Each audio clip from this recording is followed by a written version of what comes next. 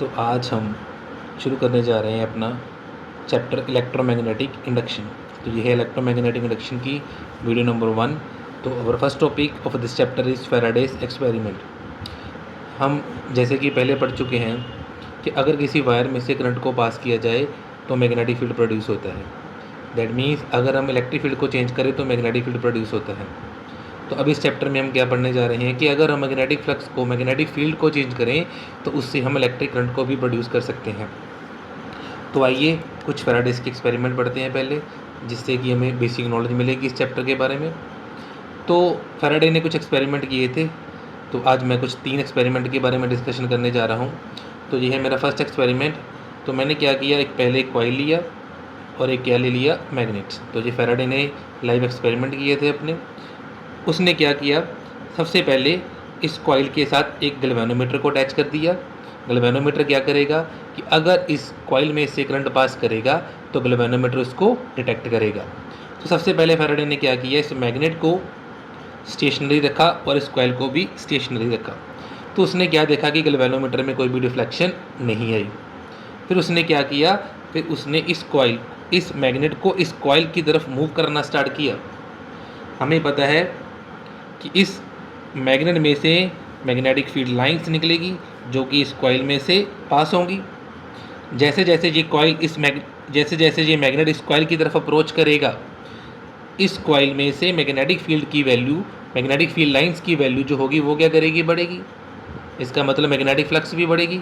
तो फैराडे ने अपने एक्सपेरिमेंट में क्या देखा कि इस गैल्वेनोमीटर में कुछ डिफ्लेक्शन प्रोड्यूस हुई।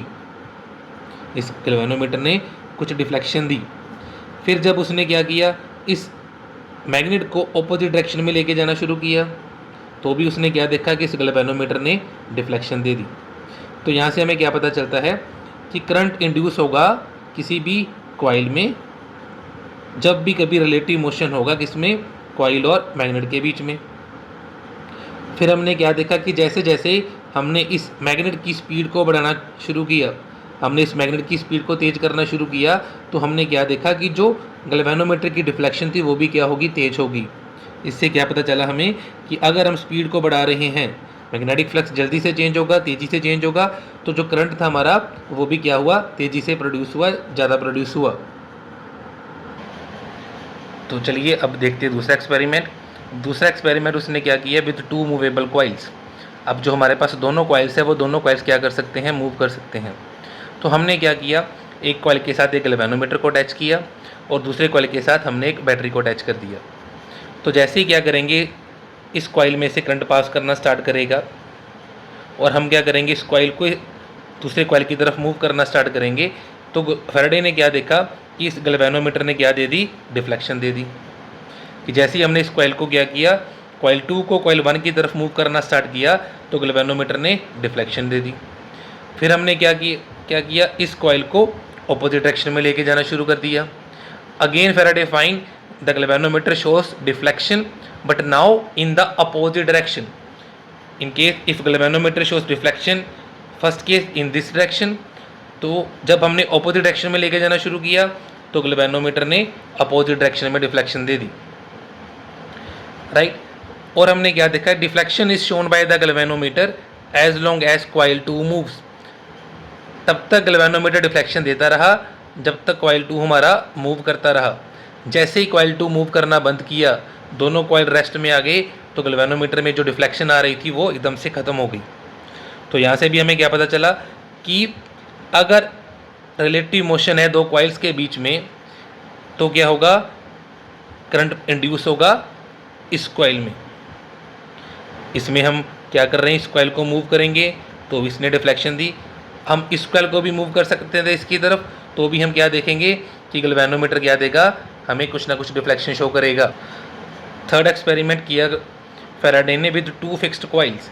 अब दोनों कॉइल फिक्स कर लिए, दोनों में से कोई भी मोशन में नहीं है, that means there is no relative motion.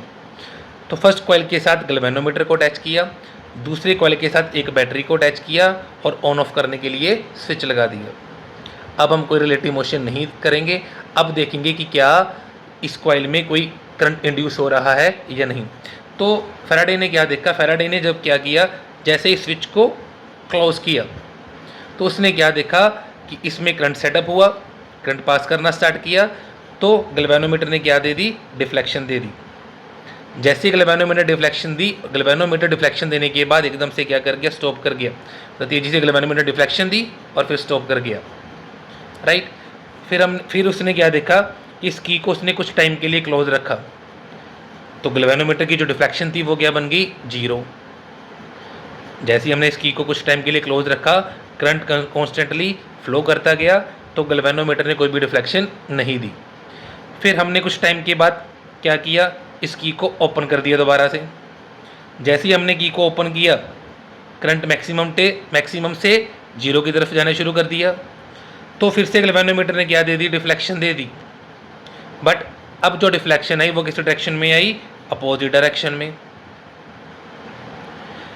जैसे ही क्लोज किया, डिफ्लेक्शन दी, जैसे ही ओपन किया, डिफ्लेक्शन दी। बट अगर हमने की को क्लोज करके कुछ टाइम के लिए रखा, तो उस टाइम पे गैल्वेनोमीटर ने कोई भी डिफ्लेक्शन नहीं दी।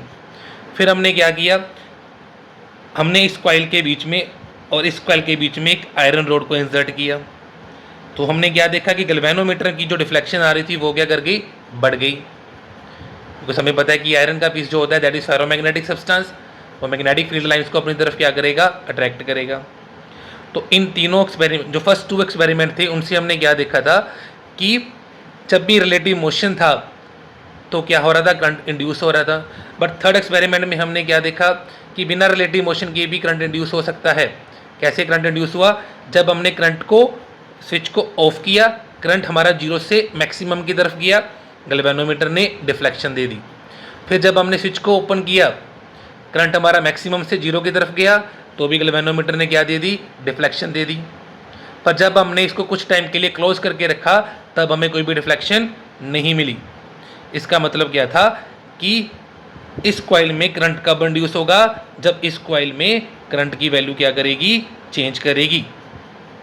तो from the 3 experiment it can be concluded that the change in current of coil 2 is mainly responsible for the deflection. इस कॉइल में जो करंट चेंज कर रहा था उसी के कारण इसमें क्या आ रही थी, डिफ्लेक्शन। करंट चेंज कर रहा था, करंट चेंज करने का मतलब क्या है, मैग्नेटिक फील्ड की वैल्यू चेंज कर रही थी। तो whenever there is a change in flux और change in the magnetic field lines, current is induced in the circuit. This is the basis for the Faraday's law of electromagnetic induction. तो Faraday ने अपने इन्हीं experiment से Faraday law of electromagnetic induction को किया था। तो आज की इस वीडियो में हम फैराडे एक्सपेरिमेंट के बारे में पढ़ चुके हैं। तो नेक्स्ट वीडियो में हम इसी एक्सपेरिमेंट को यूज़ करके Faraday's law of electromagnetic induction को पढ़ेंगे।